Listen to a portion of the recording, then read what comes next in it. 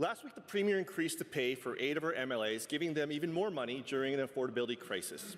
A member of this Legislative Assembly represents an average of 57,000 constituents. Federal MPs, Ontario MPPs, and the Calgary City Councillors all represent twice as many people as an Alberta MLA and get paid half as much as an Alberta MLA per constituent. When so many Albertans are struggling to pay the bills, fill up the gas tank and put healthy food on the table, why has the Premier given a whopping raise of $6,000 to 8 of our MLAs? The Honourable Government House Leader. Well, thank you, Mr. Speaker. And the duties of an MLA are set out, and we understand those when we get elected. But as getting elected, there are members of the front bench, ministers, the Premier, who have a salary top-up, and then, of course, there's parliamentary secretaries who also take on extra responsibilities. And as a result, there ends up being an issue where you have increased compensation, which is not uncommon in places like Quebec, which has $28,000 for parliamentary secretaries. BC is $17,000 for parliamentary secretaries, and Ontario for $16,000.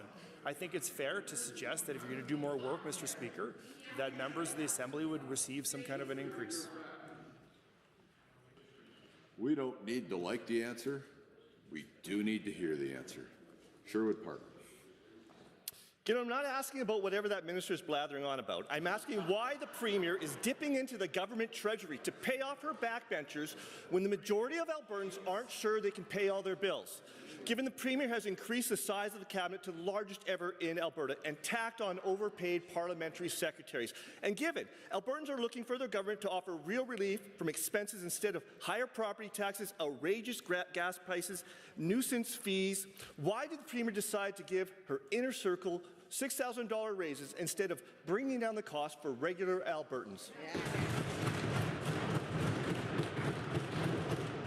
I know the honourable member knows that was a preamble and it won't happen on the third question. Government House Leader. Thank you, Mr. Speaker. Blabbering on. That was hurtful. I'm offended.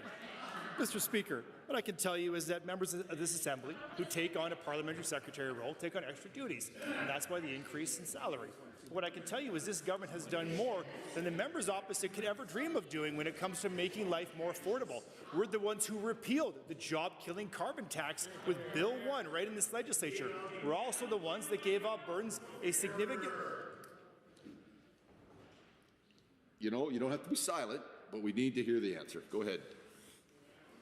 Mr. Speaker, no one needs to hear this answer more than the members opposite.